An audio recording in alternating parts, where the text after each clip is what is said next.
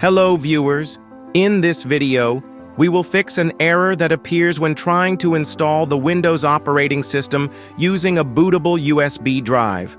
The error message says, it can boot in UEFI mode only, but you are trying to boot it in BIOS Legacy mode. This will not work. So how do we fix this? Let's follow these steps.